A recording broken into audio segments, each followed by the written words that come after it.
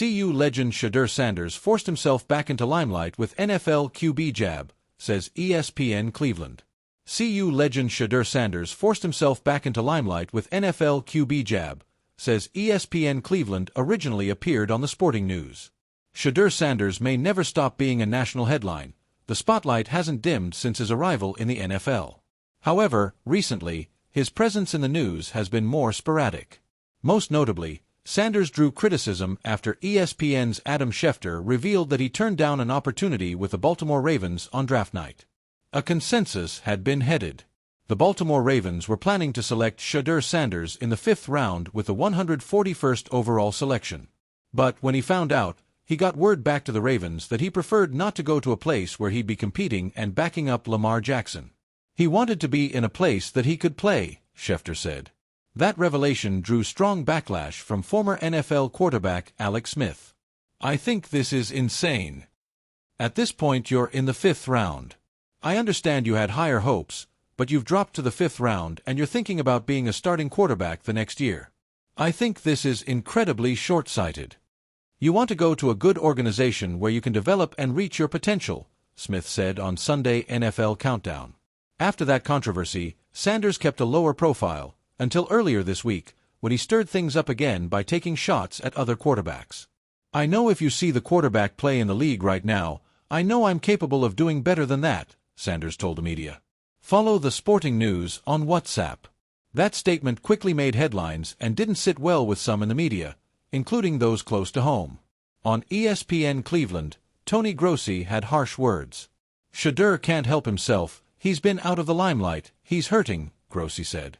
Sanders' remarks reignited national conversation, and Grossi believes it was a calculated move to get back into the spotlight, a tactic the media certainly ran with. Since March, Sanders has been in the news for both positive and negative reasons. But recently, as an emergency quarterback, the attention hasn't been as consistent. It now seems that, in order to stay relevant, Sanders may have decided to take matters into his own hands. The Cleveland air felt heavy with football talk, even in late September when the leaves were only beginning to tint orange and gold. Browns fans were buzzing about their defense, grumbling about the offensive line, and whispering, always whispering, about the quarterback room. But suddenly, as if scripted, Shedeur Sanders, the rookie quarterback who had already earned more headlines than snaps, lit the fire again. CU legend Shedeur Sanders forced himself back into limelight with NFL QB jab, ESPN Cleveland declared, their radio voices mixing awe with exasperation. And just like that, the spotlight snapped back onto the son of Deion Sanders, the quarterback who seemed to thrive on attention as much as on competition. A legacy that never sleeps. Shedeur hadn't been in the NFL long, but his name carried more weight than most rookies.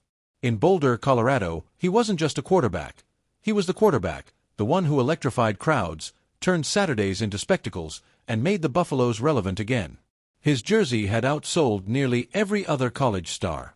His highlights, precision passes, clutch drives, that cocky wrist flick celebration, were stitched into CU lore.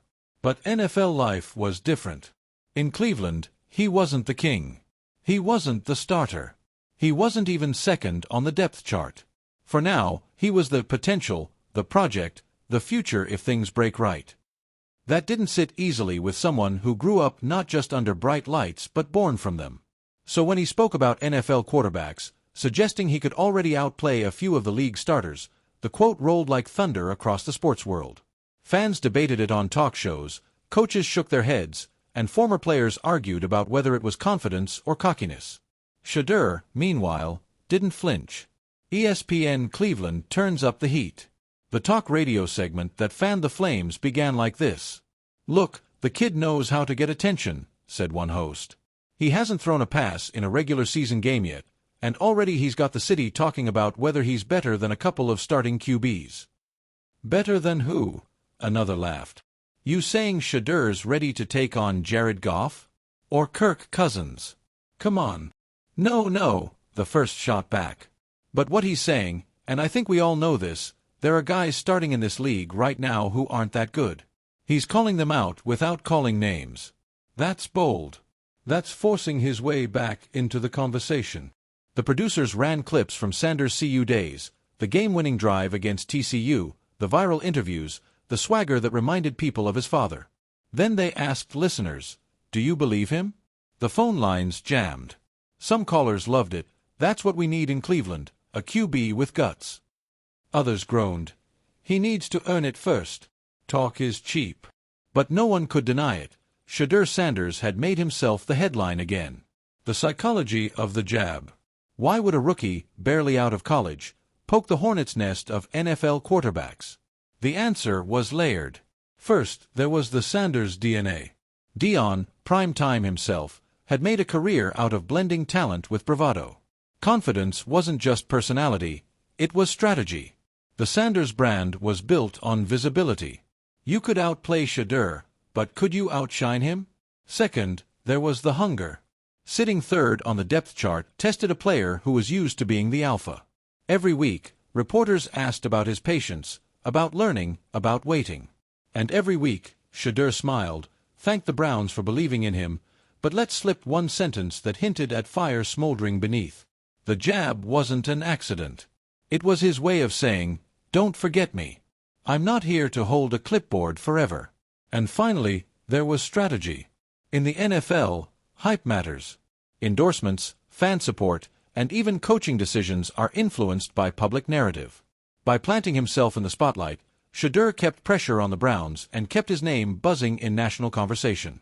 Browns fans split down the middle. On Cleveland's east side, at a bar decked in brown and orange, two fans argued over the comments. "He's all talk, man," said one, pounding his beer on the counter. "You can't say you're better than starters when you haven't played a snap. Prove it on the field." His friend shook his head. "You don't get it. That's swagger. That's leadership. This city hasn't had a quarterback with confidence since Bernie Kosar. Let the kid believe, he'll back it up." Around them, the TV replayed Sanders' comments while analysts debated his future.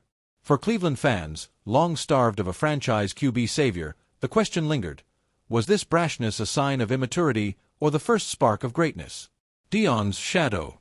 Of course, looming over everything was Deion Sanders. Coach Prime never missed an opportunity to defend his son, to remind people of his talent, to prophesy NFL stardom. Asked about the jab, Deion's response was classic. "Shedeur don't need to prove nothing to nobody," he told a reporter. "He's been proving himself since day one. If he says he's better, he believes it. And when he gets the chance, y'all will believe it too."